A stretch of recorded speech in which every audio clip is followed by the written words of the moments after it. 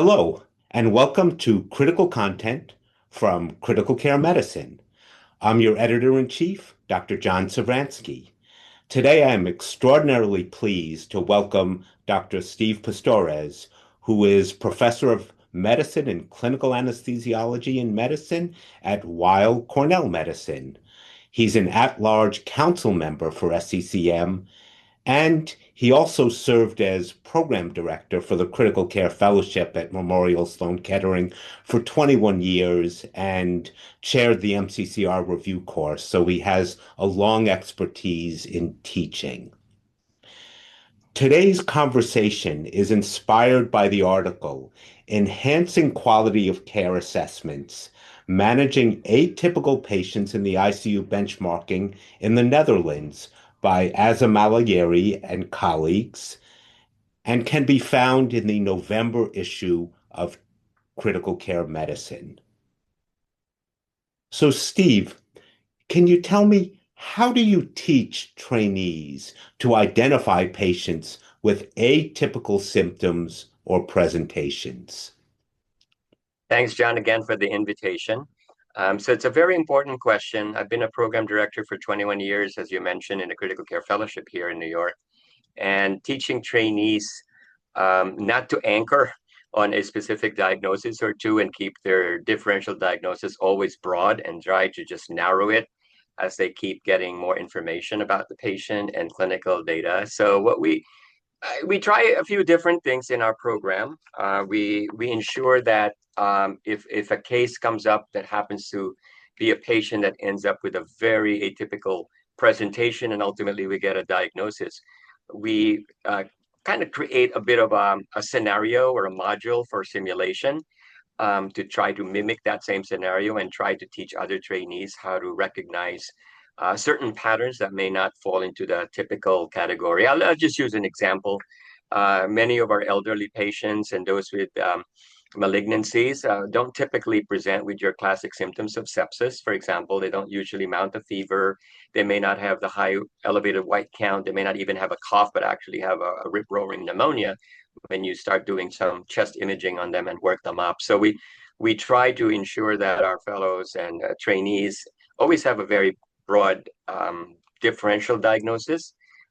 When seeing patients with atypical signs and symptoms, we create case-based learning out of those cases. We discuss them at morbidity mortality conferences, and then we try to get a case report from our resident and fellows. And usually when they do that and do more reading, they end up extending their knowledge about the eventual diagnosis that is obtained on that patient, and ultimately it sticks with them for the next case that they may see a similar case where that might have atypical signs and symptoms, and then realize, oh, you know what, I have to think about this in a different way, like I did in that previous case that I wasn't able to diagnose correctly, or maybe not worked up the patient soon as fast as I could because I was thrown off. I started anchoring on just confirming my bias about a diagnosis. So thank you, Steve. And I wonder, as a clinician, how do you personally approach these patients who might present with an atypical symptom or an atypical presentation when you're Yeah, at the bedside? yeah. So I tried to get maybe a more expanded history from the patient, if I can get it, if not from a family member or loved one that's with the patient, to try to see how was he when he, just before he got sick and got into the hospital or even in the ICU. And talk about things and ask questions that may be indirectly related to the presentation, just to kind of ensure that I'm covering all the bases. Sometimes we get history and physical findings from our trainees, and it may be adequate, but sometimes they'll miss certain things. So I like to kind of get a little bit more information about the history. I want to maybe do my own personal clinical examination of the patient. I try to look and expand my thought process in terms of differential diagnosis. I maybe might need to order more tests if I'm not sure, work up the patient a little bit more, and then try to be have a more holistic approach and not just be pigeonholed, by certain signs and symptoms and think that I have a certain diagnosis. So I try to expand the differential, just like I teach my trainees. I look for common things, but sometimes there will be that zebra case, and sometimes a zebra case actually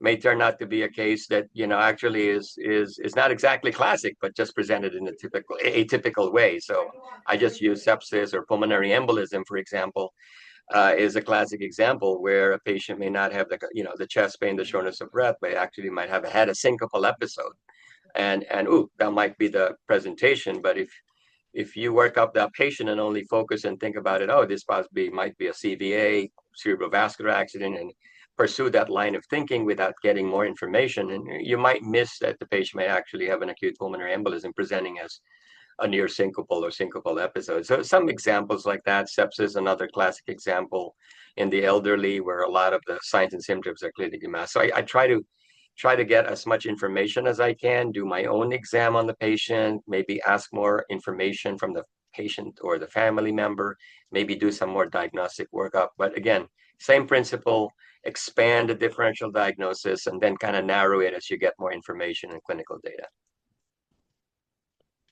Thank you, Dr. Pastores, for an excellent discussion. If the viewers are interested in learning more about atypical patients in the ICU, please look to the November issue of Critical Care Medicine, Enhancing Quality of Care Assessments, Managing Atypical Patients in the ICU, Benchmarking in the Netherlands by Azam Alayeri and colleagues. That can be found now at ccmjournal.org. Thank you all for watching. If you enjoyed the video, please share with your critical care colleagues and friends. Thank you so much. Thank you.